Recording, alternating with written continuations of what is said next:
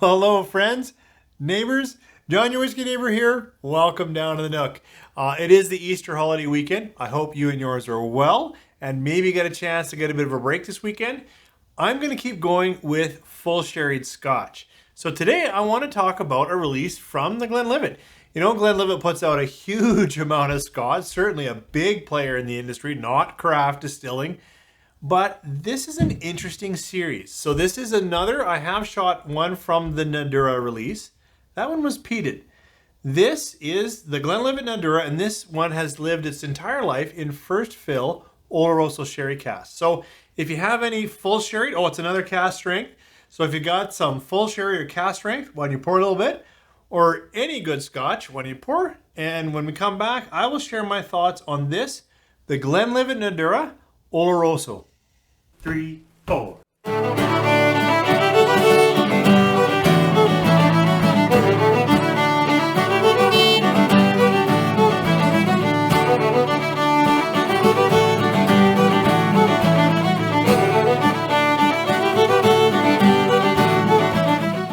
All right, thanks for coming back and staying with me. Hope you pour a little and we can talk the Glenlivet. And maybe even you have this, and then that's nice. You can kind of share a bit of your notes or what you might get from this Glenlivet Nàdurra. Now, you know, I don't know when the Nàdurra started coming out, and I should look that up. But I do see them on shelves, and I suspect they've been on there for a while. I'll come back to value on this.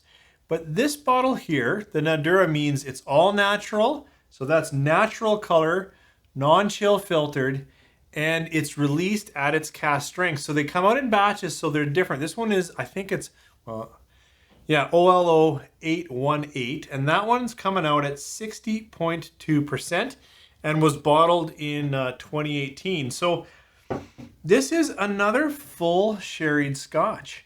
It's lived only its life. Now we don't know the age stamp, likely young then, but its entire life in first fill Oloroso sherry with all that natural and nothing been filtered out of this. Let's see what we get on the nose. We're in that territory, right? We've got berries, a little bit of sweetness, so kind of jammed berries. A little bit of peppering or spicing. There's some alcohol on the nose. And already a bit of a huskiness.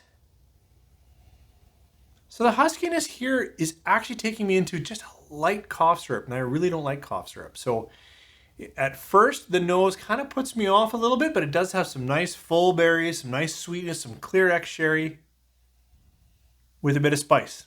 Let's try it on the palate. Sláinte.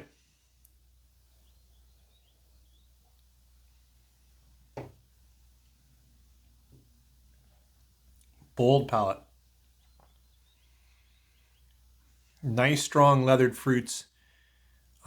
They've deepened, they've darkened, so cook down some fruits. Little, you know, we go off into a bit of prune or fig, that kind of thing. It gets nice and thick in the palate, a little bit chewy. Spicing is a bit hot, so some peppering, some hot cinnamon, and now we're playing into the finish. Better try another sip.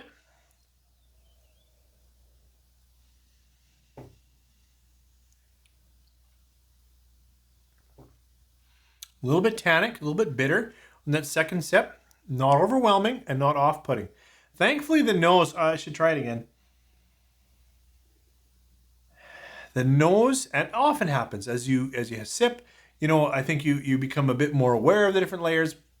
The nose improves as I sip a little bit of this, in that some of the off alcohol fades away, and that cough syrup actually kind of fades away and turns into a little bit of an old oak, a little musty oak for me, which I'm okay with.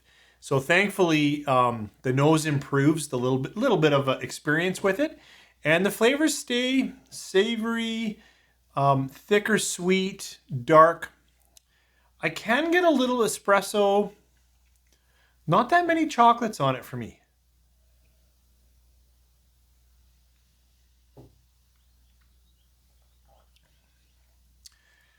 You know, this is still 60.2%, so it's pretty big alcohol. I am actually quite satisfied with this. Yeah, maybe a little more berry, a little less deep fruits. That nose issue I kind of hinted at, but it does come together with a little bit of time and absolutely with a bit of water. This one really needs a bit of water. And maybe if I get some time in the video, I'll just try. I've got some water here, of course.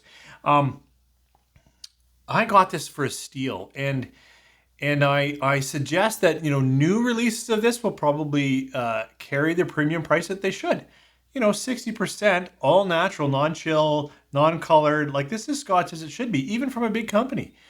But when this came out, 2018, it wasn't quite in the middle of the whiskey craze. Sure, things were getting better, but so if you find these like I did on the shelf, I'll tell you the number, but I keep telling numbers and people get a little bit grumpy because it's not the numbers. But where I'm going with is you can still find these on small whiskey store shelves, potentially in your neighborhood, or a little off the beaten path, because that's where I went to find this, in a store that really didn't have much to say. And then they had this, and then it was a great price. It was like no regrets at all.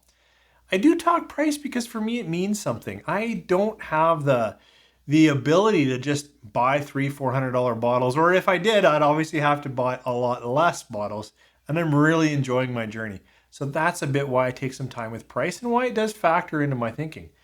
This is a good Scotch, and I have no regrets buying it. Happily to put it at 4 stars. Okay, I wasn't sure what I was going to compare to this. I thought about, should I compare it back to the Mach 4, which I just shot, or should I kind of stay with Tamdhu? And I thought, for now, this will become like my yardstick, right? This Tamdhu batch 5 is, I think it's 59.8%. Also lived its whole life in ex-sherry, non-age stamp. So kind of similar cred here, all natural, all, non-chill filtered, that kind of thing. Looks a little bit darker maybe, but let's see how the Tamdhu batch strength compares to the Oloroso, the Nàdurra from Glenlivet. And this sitting a very similar nose. I would add a little bit of almond and maybe a little more of that chocolate that I wasn't getting in here right away. Yeah, interesting. Nose-wise, this is also a little spicier. This is a little more rounded, a little bit more pleasant. Yeah, and I'm definitely getting some of that, like a sweeter almond in it. All right, let's try it on the palate. Cheers.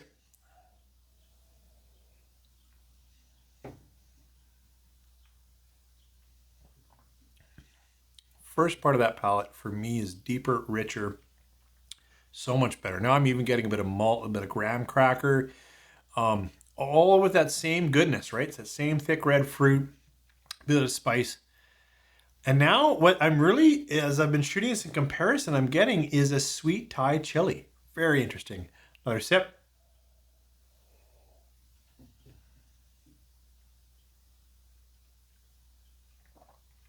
That is so good. It's so tasty.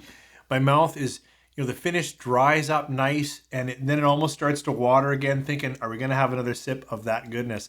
I really like this. I like this Scotch. I like this too. But this is, in this comparison, a bit better Scotch for me. Although that pepper note has really come out in the last month, and I'm tasting it here. It is hotter, which is sometimes feeling like youth, and that burn might be something that puts people off. So I have to be careful as I sing this praise. This is not as round in the nose, but the palate is less hot, less spicy. Pretty interesting stuff. Thanks for joining me. Can't go wrong with a cask strength Scotch that you can get for a decent deal if you can find it. Thanks for joining me. Hope you guys have a great weekend and a good week when we get back at work. Take care.